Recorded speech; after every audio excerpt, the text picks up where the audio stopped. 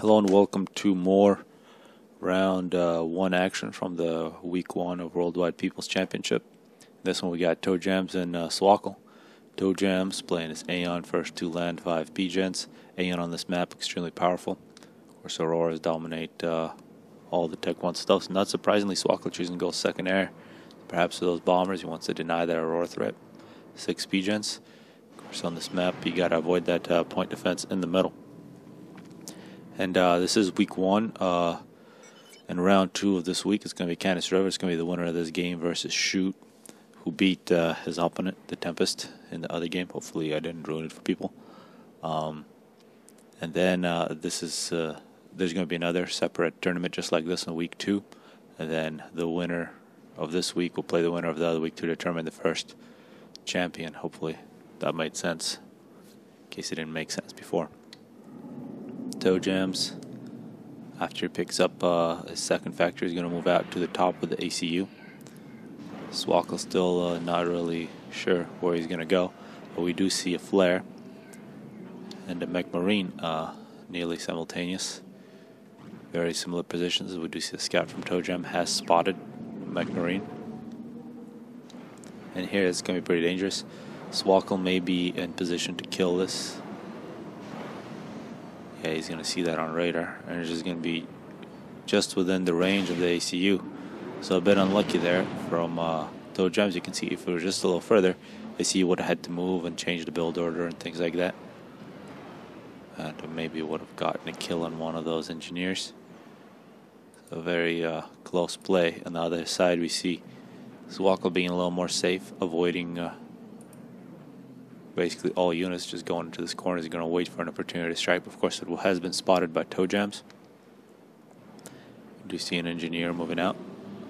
And here this NG from Swkoll is going to get mask tractors, then he's going to get the wall, then he's going to get a Hydra, then he's going to get the radar. It's definitely the best way to do it on this map. Some Auroras moving out to the top.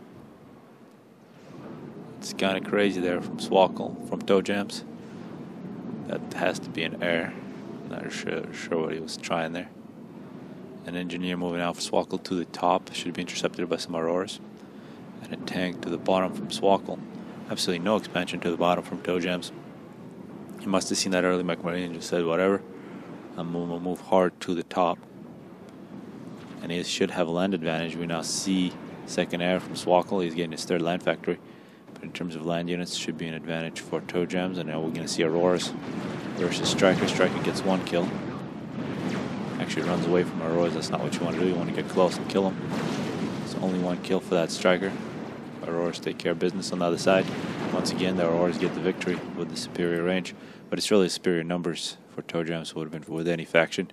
He would have got the victory. We see now scouts and bombers. Of course, bombers absolutely decimate Auroras. And that's exactly what happens. Could have been a little better if we would have hit both of them, but a scout for Swkoll here, minute 3. Coming up minute 4, he's going to see the entire base. Another kill, 2 kills for this bomber, but this is going to be the problem. You got to avoid this flak. Civilians will kill you on this map. If you fly into the middle, you die. So a bit unfortunate there from Swkoll. He has another bomber standing by. Swkoll moving down to the bottom, so the ACUs are not going to get to fight. There's also an engineer expanding to the bottom from Toejams. Swkoll killing Auroras. 2 scouts run away. Here comes another bomber from Swkoll. That engineer is going to be a really good prize. No more engineers moving to the top. Can deny many mask extractors. Toejams ACU perhaps thinking about moving in on Swkoll. Swkoll makes an emergency point defense. So just the presence of ACU has already made its impact on Swkoll. Engineer gets taken out, a good bomber. So far, air has been really good for Swkoll. I can't say Toejam really took advantage of his superior numbers on land. I think he could have done a lot more pushing past this ACU, put a lot more pressure. Also, the couple units here, this is a free mask extractor that Swkoll has currently. But in terms of map control, it's quite similar. His bomber made a big difference. Killing that NG, looks like he's going to kill yet another. Denying that was an anti-air turret. Of course, the Hydra has already been completed. The Hydra for Swkoll is a little later. And Yet another bomber. This one is also going to fly into the civs. So unfortunate there for Swkoll. Swkoll has bad pilots. And civs keeps getting kills. That's 2 kills already. Looks like the bottom is going to, for the most part, belong. Oh, this is a crazy mech marine that just ran in here. This is going to kill power production 2 engineers, but gets taken out by our ores. Must have been this mech marine that was from early on in the game. Toejams now moving in. He's got some artillery. That point defense is not as secure as it used to be. And this map is firmly cut in half now. You do see some strikers moving in from Swkoll. Swkoll getting some factories established. And a couple more mass extractors for Swkoll, because he's got these 2 on the bottom. No mass extractors on the top for Toejams. A couple more strikers. Gets a kill just before it dies. But definitely numbers advantage for land units. The bombers for Toejams continue to do damage. We see quite a bit of flak actually now in Toejams' armies. It looks like Toejams lost his artillery, so his point defense is somewhat damaged. And here, coming up minute 7, a very even battle. Nobody's gone after the civs yet. You see a lot more artillery being spammed. Also inties for Toejams. So both players now making air. A lot more aggression for Toejams. But Toejams so slow at actually moving in. I think he could avoid that point defense, kill a whole bunch of units here. But it seems to be he's just playing defense here, preventing any push into his mass extractors that are still being constructed. The Swkoll now slightly ahead on mass extractors. Pretty big power spam. Total of 6 land factories, Tech 1. And Tech 2 land now for Toejams. So Toejams pulling ahead with Tech. And that's going to make a huge impact. He's just finished it here, minute 7. Some engineers, some Tech 2 point defenses are going to be really nice. Also Tech 1 point defenses.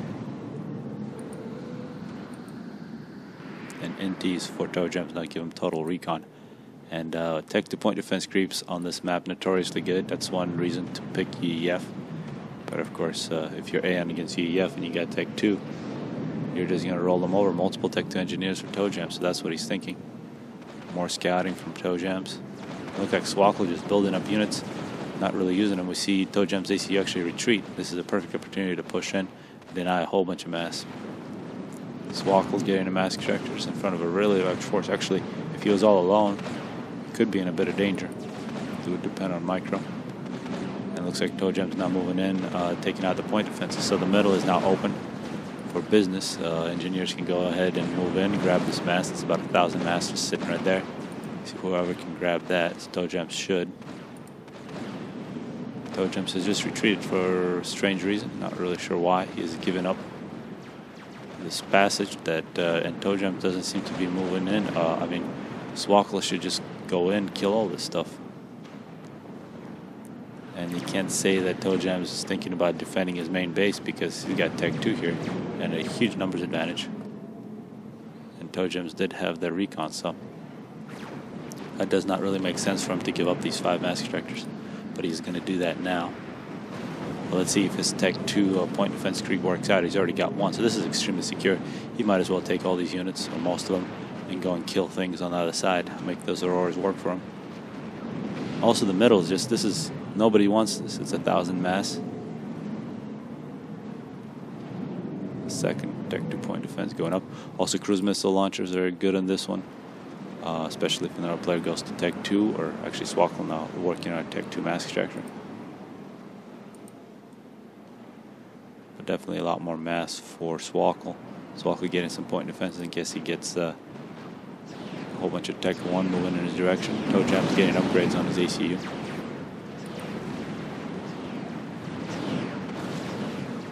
What a Tech 2 land factory not making anything. A shield on the ACU would be really nice, maybe a little bit of power. And then have the ACU with, looks like, guns upgrades. Just run everything over. Toejams absolutely has the tools to do a lot of damage in this, but he is not. And actually looks like he will give up this 1,000 mass, which is a huge price. It's an interesting game where one player has the tools to do the damage and not doing it, and the other player with this inferior force taking map control. Multiple engineers standing by.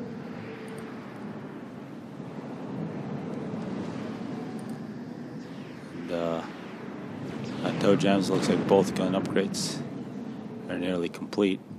He could just push with all of his units, relying on the Tech 2. There's no way that Swkoll could be thinking of an assault from this direction. 1,000 mass has gone to Swkoll, and that's huge. That will pay for one of your Tech 2 mass extractors or a Tech 2 factory plus some. Usually those upgrades are about 700 mass on ACU or on a factory. Toejams moves back in. He's got an engineer. He's going to grab this mass, which really should have belonged to him the whole time. A bit of an air fight now between Toejams and Swkoll. Looks like Swkoll is going to take air control, and that's really going to open up his Aurora forces to bombing. It's perhaps one of the reasons Toejams did not want to move out. He was afraid of those bombers that Swkoll used quite well early on. Now here comes Toejams with a double gun. He's got the range and fire rate. Best gun you can get besides the really expensive ones. Swkoll with the gun, moving in, but he's moving in against Tech 2-point defenses. There's also some Tech 1 in the back here, so this is not a battle that should be won by Swkoll. Although one Tech 2-point defense goes down, you don't want to lose the other, because then those Tech 1-point defenses will well, there's a Tech 2 power here, but Tech 1-point defense should get a lot of time to Toejams. Toejams now retreats. Quite a few of his forces. He's actually pulling his entire force back. A big force for Swkoll. So here, minute 12, finally things are happening. A lot of reclaim for Toejams if he secures it. So it was a slight victory for Swkoll, but looks like he's pulling back. Swkoll also securing more map control. And now freshly built mass extractors for Toejams are going to die. Toejams retreats. He does have that gun, so this Tech 1 force has to respect it. Perhaps a couple Tech 2 engineers can rebuild Tech 2 power, so Toejams is really far ahead in terms of power production. And with this Tech 2 factory making obsidians, you can probably afford a couple shields now. Toejams moving in. He's at 26 kills. He's to do a little more microing. He doesn't want to run in a straight line. He's just standing still there. This is ridiculous.